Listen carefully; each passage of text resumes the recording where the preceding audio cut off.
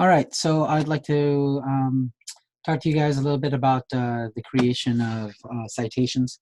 I think the main thing about citations is um, you need to be able to take comments like, say, for example, I have a website here that's on pennies.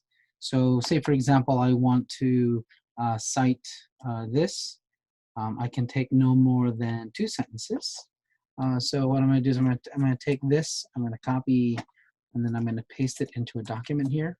And so now that I have that pasted, I'm going to go ahead and make sure to put it in quotes, just like you see there. And then now the main thing is I want to be able to add a citation at the bottom. So the best way to do that is by doing this. Now, if you look down here at the bottom, you'll see it Explore. You click this Explore button. And then from Explore, see now I go back here to the penny. Now this penny one, it has a URL address up at the top. I'm going to copy, Control C, and then I go here and then see where up here where it says Explore up at the top. Let me back up. Go here, lower right hand corner. You'll see this down here. It'll pop up. It says Explore. You click that. Then go up to the top here and then see where it says search your docs and the web.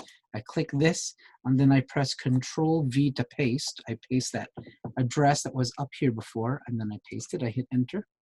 And then by doing that, you'll notice that there's a whole bunch of things that are here. It says US Mint for Kids. And you see this here? This is cite as footnote. This is what will make it a citation, and I'll put it down at the bottom of the page as a footnote. Notice how there's nothing down here at the bottom. So another thing too is that sometimes, depending on who's asking, maybe one of your teachers might want a particular format. If you look here, citation is MLA, APA in Chicago. We're going to go ahead and use the MLA, which is the default setting for it. Just go ahead and click that, and then what you do is you press this cite as footnote. By the way, see where I have this, where I have the cursor here? I have it at the end of the sentence. That is where your citation should always be, which is at the end of a sentence.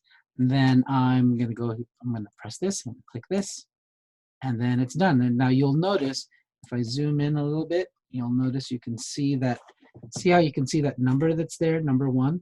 And if you go down to the bottom of the page, it's in the proper format. So that is how you do citation. Oh, another thing too is if I decide I want to do this in my own words, and I'm going to go ahead and type it. I'm just going to type something out like that. I know that's not the proper thing, but say, for example, I want to do the same citation there at the bottom.